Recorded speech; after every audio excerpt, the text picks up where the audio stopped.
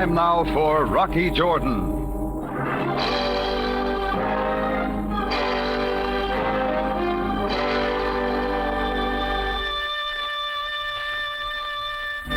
It was a hot afternoon in Cairo when she walked into the Cafe Tambourine. She was beautiful, but there was something else. Something so wrong with the picture that I couldn't take my eyes off her. It wasn't the blonde hair piled on top of her head or the dress that clung to her like a football player covering a fumble, nor even the set expression on her face. But when she stopped in front of me, I knew what it was. She was all woman, but not an inch under 6'4".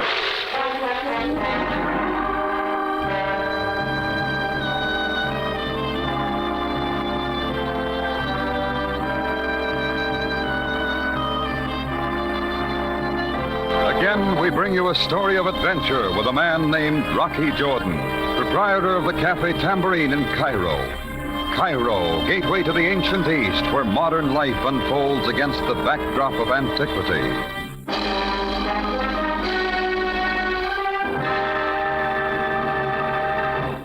Tonight's story, The Bartered Bridegroom.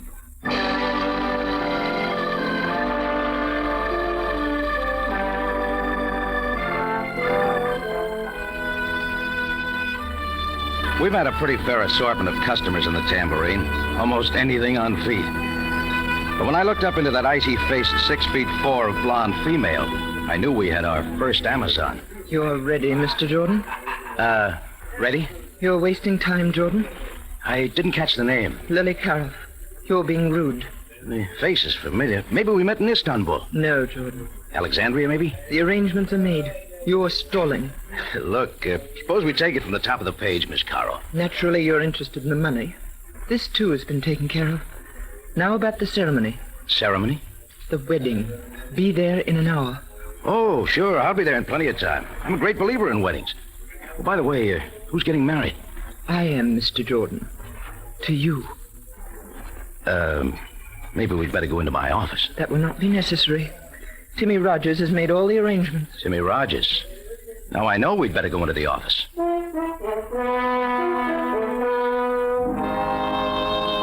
She sat across the desk from me and lit a king-sized cigarette. The hand that held the match wore a queen-sized diamond. It sent a reflection against the wall. I didn't like the way the reflection quivered. Her face was under control, but her hands gave her away. She was a nervous bride. Timmy should have explained these details. If I know Timmy Rogers, he doesn't bother with details. That's unfortunate. Nevertheless, in 1 hour, you and I shall be married. You will receive $5,000. Is that clear? Oh, very. It is not enough money? Oh, it's not entirely it, Miss Karoff. Having never been married before. You're being rude again. I plan to leave Cairo immediately after the ceremony. Really? Tell me, Miss Karoff, where are we going on our honeymoon? Enough, Jordan. I will not be insulted further. You will receive the $5,000 as soon as I have sold my interest in the Club Fashad. Fashad? Oh, yeah. Now I remember you and Mike Sloan bought that together recently. Yes, but I am selling my interest. What's the matter? Business falling off? No, not business. You see, I'm a white Russian. Certain of my friends have been disappearing lately. I do not wish the same thing to happen to me. I see. But this is not what I came to talk about. Now, the wedding... Look, Lily, I've got news for you. I'm not in the mood for marriage. Your moods do not interest me, Jordan. You are going to marry me. And I'll admit you're more persuasive with a gun. You will not refuse me. Maybe it didn't occur to you, Lil, but you can't marry a dead man. Come on, put the gun away. There are many other ways to make certain you do not back out. Jordan, be at my club in 1 hour. It means your life.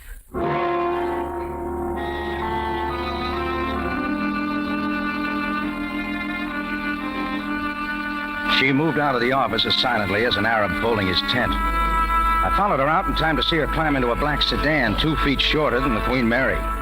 It faded off into the crowded street. I stood there trying to figure out where I could rent a tux cheap when a hand thumped against my back. I turned to see a watered-down version of Tyrone Power, all of 5'5" in his elevated shoes. It was none other than the little fixer himself, Timmy Rogers. Rocky, old kid, I just saw her leaving. Congratulations, kid. This makes my day complete. I'm so happy for you, kid. You'll make a lovely bridegroom. Slow down, kid. You're drooling on my wedding suit. What a woman. You're a picker, Jordan, if I ever saw one. Aren't you forgetting one little item? You picked her, not me. A mere formality. Greatest girl this side of Minsk. Well, at least the biggest. But Rock, kid, for $2,000, how can you miss? It's even less interesting for $2,000. Huh? How's that, Rock? Lily offered me $5.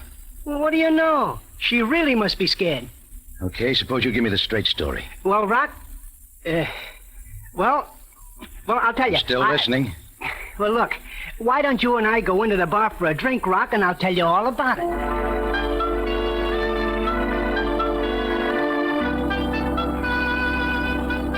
I followed the little man into the bar. We pulled up on a couple of empty stools by the open front door. Timmy Rogers rubbed his hands, licked his lips, and ordered a double orange blossom. Orange blossom for a wedding day, huh, Rock? Now, where was I? You and Lily Karoff, remember? Yeah. Well, so, Rock, it's like this. Lil has a few roulette wheels out in the back room of her joint, as you know. The other night, I ran into as tough a streak of luck as has been seen in Cairo since Happy Harper was picked up for trying to sell some tourists the Sphinx. How much? How much? How much? Well, I dropped $5,000, which it just so happens I couldn't cover at the bank. Mm-hmm. So then came Lily. Yeah. Lily made me a proposition. She'll forget the $5,000 if I marry her. Sure. But it turns out she's looking for an American. She wants a ticket to the USA. Oh, that pitch, huh? Well, can't say that I blame her, Rock. Things can get pretty rough around Cairo for the wrong... Hey, hold it. Huh? That guy's been staring at me too long. Standing there in the open doorway was a brown suit full of balloon-shaped Egyptian. His eyes didn't leave my face as he hooked his cane over one arm and smoothed his white glove with his hand. He tipped the brown bowler on his fat head and waddled toward me. You are Mr. Rocky Jordan? Yeah? I am Mahmoud Pasha. My card. Yeah, what's on your mind? I will not waste time. Mr. Jordan, regarding your coming marriage to Miss Lily Karoff. Oh, I suppose you're the bride's father. Indeed, I am not. My affection for Miss Karoff is not paternal. I have come to offer you $10,000 if you do not go through with this wedding. 10? Huh. It's the best offer I've had all day. In cash, Mr. Jordan. And if it makes you feel any better, Pasha, you can forget...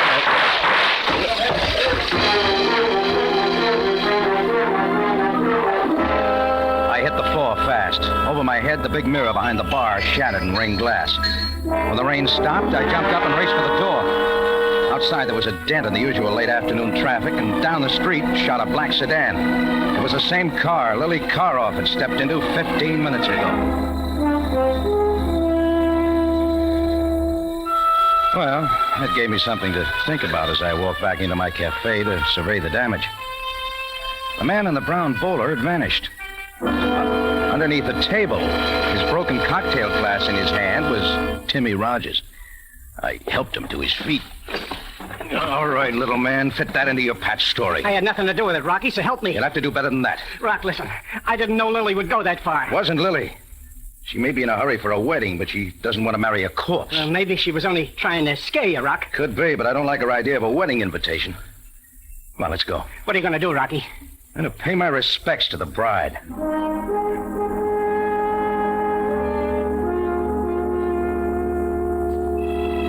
It started with an Amazon looking for a husband, and then a two-bit gambler with a sense of humor. Then in comes a fat man in a brown bowler who wants to pay for no wedding at all. Rocky Jordan, Bartered Bridegroom. I shoved Timmy Rogers into a cab and hopped in behind him. I gave the cabbie the address, Club Facade. 10 minutes later, we pulled up in front of a big streamlined white building. I paid the driver, and we got out. The sign on the door said not open until 7 o'clock. Sometimes you can't believe in signs. Coming down the corridor was a slim, touched character named Mike Sloan, manager and co-owner of the Club Facade.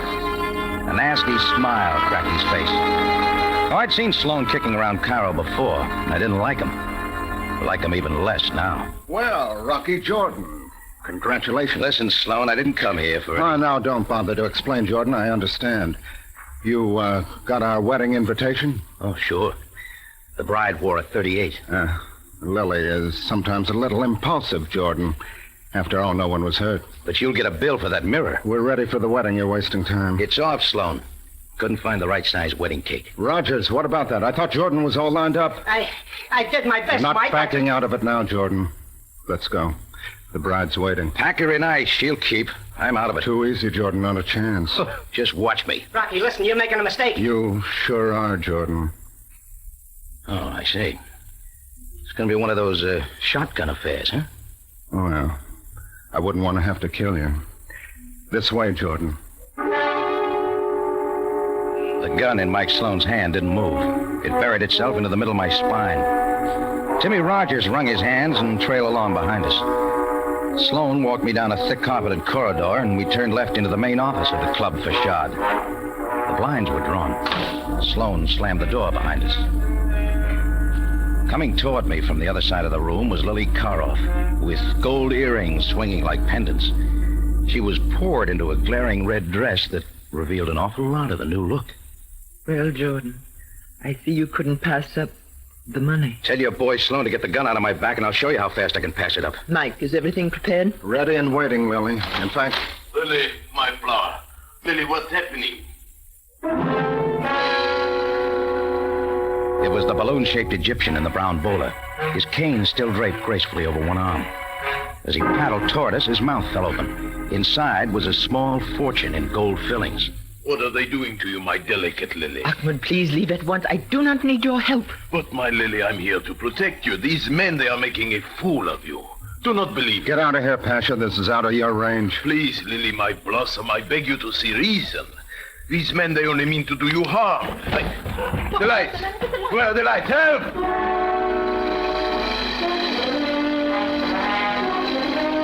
The room was a pool of black ink. I dived for the spot where Sloan had stood with the gun. I felt hot air on my neck and turned.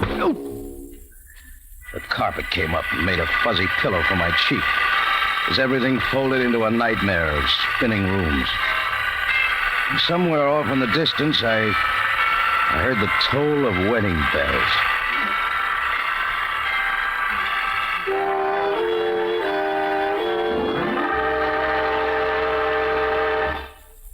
Tonight's story continues in just a moment. We're sure you... Now, back to tonight's story, The Bartered Bridegroom.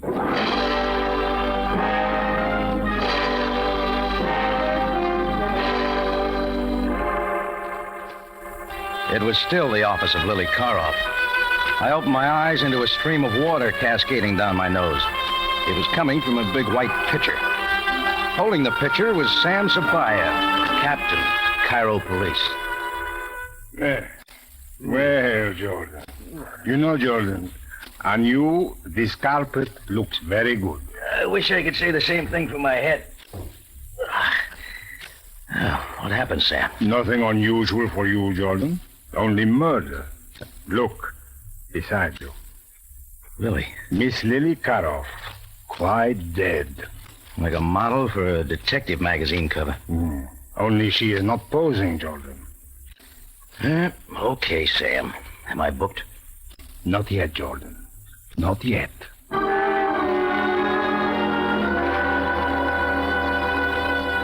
The dialogue wasn't exactly sparkling on the way to the Cairo jail. Sam confined himself to a few official grunts, and I sat back and watched traffic. In 10 minutes, we pulled up to a sand-colored building, and Sabaya and I got out. I followed Sam to a small back room. He closed the door and pulled up a couple of chairs. Coffee, Jordan? Oh, I need more than coffee, Sam. But we serve only coffee here. Sorry. Now, please tell me everything. Beginning when? The police received an anonymous phone call to come to the Club Facade at once. I arrived to find the body of Lily Karloff shot to death. The gun that apparently killed her was in your hand. Oh, you tell it much better, Sam. Go ahead. Never mind, Jordan. I'm waiting for your story. All right, I'll make it brief. Lily came by my office this afternoon with the idea of marrying me. She said something about wanting to leave the country. Leave the country? Yes, she's a white Russian, Sam. Mm-hmm. Said certain friends of hers had been disappearing lately. Hey, underground stuff maybe, huh? Yeah. Underground, of course. Very likely. Well, that's what the lady said, Sam. The lady deceived you, Jordan. I will show you.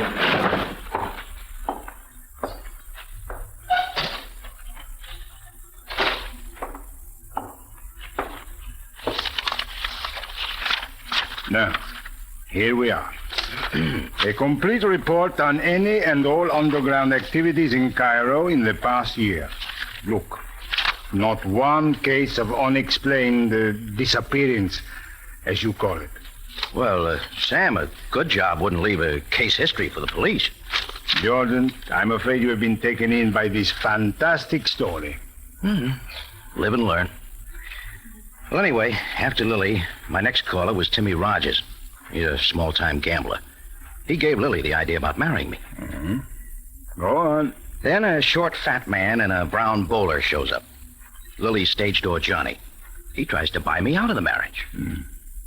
Jordan, I'm trying very hard to believe you. So then Mike Sloan, one of Lily's boys, shot up my place just so I wouldn't forget. It's my wedding day. All right, I went to Lily's to set everybody straight, and that's where you found me. Jordan, what about this man in the brown bowler? His name is Ahmad Pasha. We got anything on him, Sam? Certainly, Jordan. Ahmad Pasha happens to be one of the richest men in Cairo. Yeah, but... And the most respected. He is a business broker of high reputation. He buys and sells business enterprises. Like nightclubs? And why not? Jordan, you are beginning to waste my time. It is not likely that you killed Lily and then struck yourself on the head. Therefore, I shall release you with the usual warning. Jordan, do not... Oh, not again, Sam. I've heard that speech before. No, I'm not leaving Cairo. I like it here.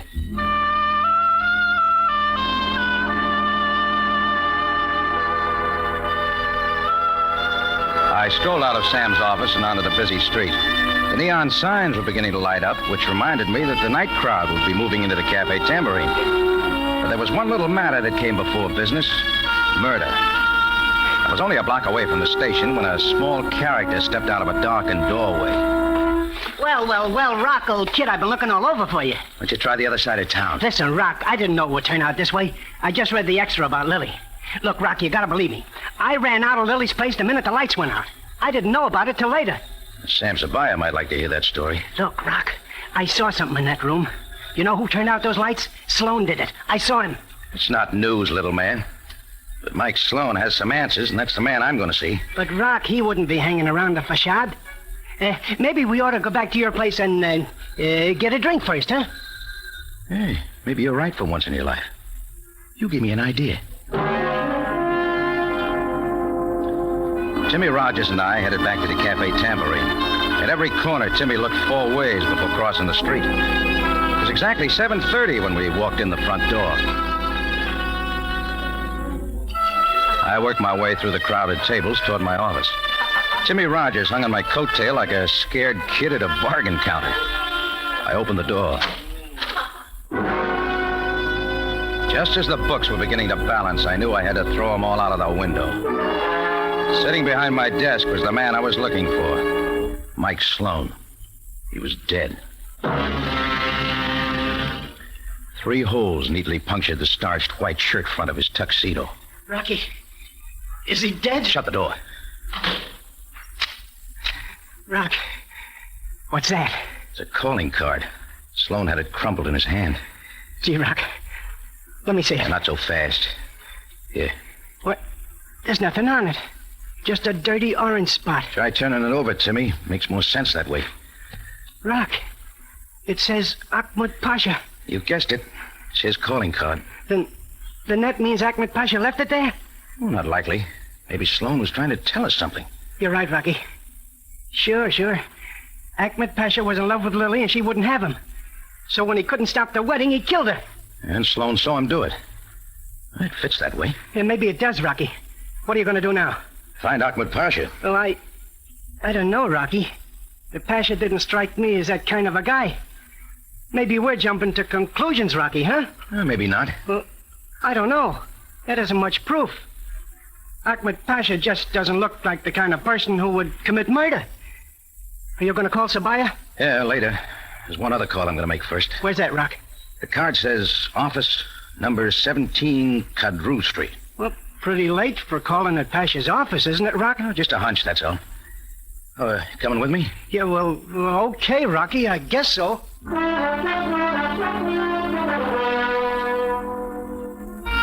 We ducked out the alley door.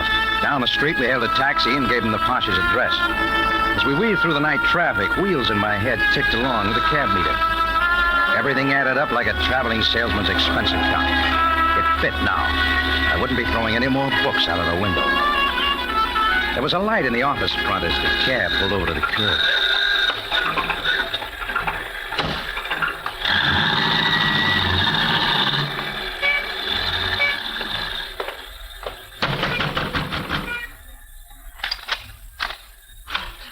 What is it, please? I'm looking for Ahmed Pasha. Is he here? It's rather late. No, he's not in. Do you mind if we step inside? Well, very well. You are also from the police? Rocky, maybe we better get out. No, not exactly, sweetheart. Ahmed Pasha left a calling card at my place. I'm returning the call. Then you are not the police? No. When were the police here? A while ago. I don't remember. Please. Ahmed Pasha is not here. I cannot help you. I have not seen him all afternoon. Oh, just calm down. We'll make this short. Please don't ask me any more questions. It is time to close the office. I must go home. One thing more. Any idea where we could find him? Perhaps at his hotel. That is all I know. Oh, yeah, the Parner. No. The Hotel Shepherd. Room 614. Oh, yeah. Yeah, sure, that's it. Sorry to bother you.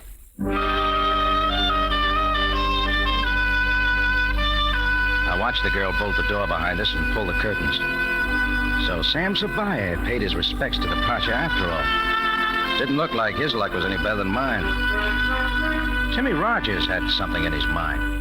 It's this way, Rock. The Pasha shows up in your cafe and I get shot at. Then he comes to the wedding and Lily gets killed.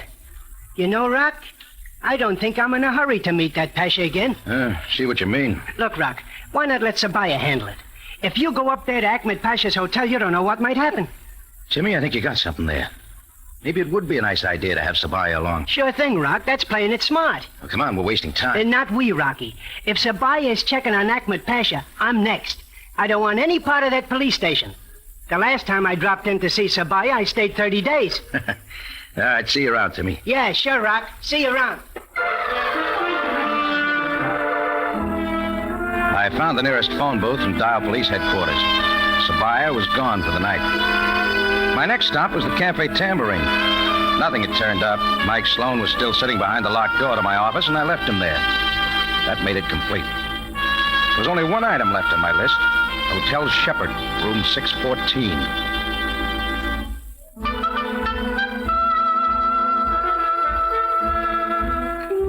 The lobby of the Shepherd was teeming with a tourist trade. I strolled over to the main desk and waited for a pith-helmeted Englishman to collect his mail. Then I moved in. Rocky Jordan, I say, it's good to see you again. Where you been? Oh, usual places, Archie. Ah, what's on your mind, Rocky? Archie, you got a small favor. Oh, Rocky, the last favor you asked of me almost cost me my position, yeah? Oh, sorry to hear it. This one's going to be easy. Oh, yes? What is it? I want the key to room 614. Really? Oh, no. Oh, now, Rocky. There you go again. This is important, Archie. Oh, I can't do it, Rocky. Sorry. I'd really be discharged doing a trick like that. Besides, that's Ahmed Pasha's room. Don't you know that? Well, he's a permanent guest Look, here. Archie, I said it was important. Oh, well, I'd like to, Rocky, but you know... Thanks, Archie. I knew you'd help me out. Archie's a real friend. He made like he didn't even know I'd slipped him the 10 spot when he handed me the key. Being in Shepherd's was like old home week. When the little numbers on the door said 614, I stopped. This was the end of the line. I put the key in the lock. I gave the doorknob a quick turn, kicked the door open, and dived for the floor inside. When the shooting stopped, I reached back with my foot and kicked the door closed. In the thick darkness, I started crawling for the spot the shots had come from. I figured he wouldn't move, but I was wrong. I met him halfway. He didn't have time to shoot again.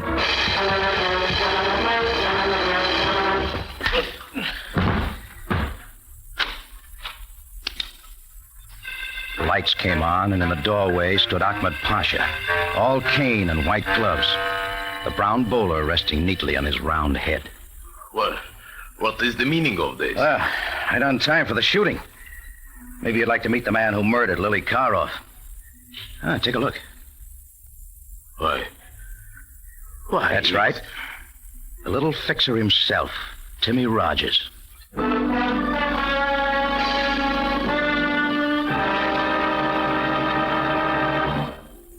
Rocky Jordan will be back in just a moment.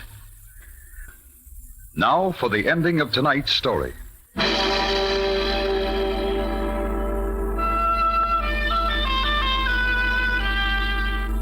It was after midnight before Sam Sabaya and I could settle down back in my office at the Cafe Tambourine.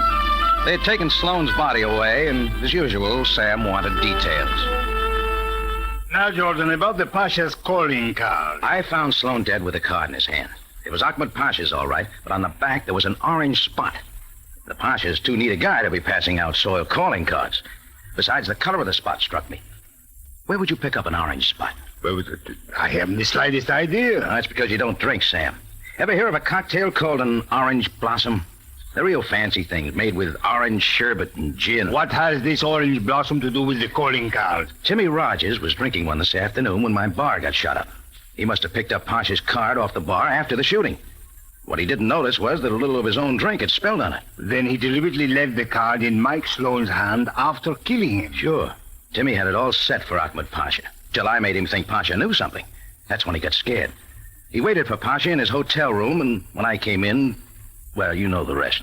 He fired at a swinging door. So Timmy killed Lily and then Mike because Mike had seen him do it. Now, the whole scheme was simple, Sam. It was Timmy's idea to set up the phony White Russian scare. That was to get Lily out of town so he and Mike could take over a money-making nightclub. They were going to buy her out for almost nothing. And at the same time, Timmy could square the $5,000 he owed the club. A good scheme it was, too, Jordan. Except that Timmy Rogers lost his head and killed Lily when Ahmed Pasha threatened to expose them. Ahmed Pasha must have loved Lily very much, Jordan. Lily. His little flower, Do not make fun of his love, Jordan. Love is a serious business. I guess I wouldn't know, Sam. I guess I wouldn't know.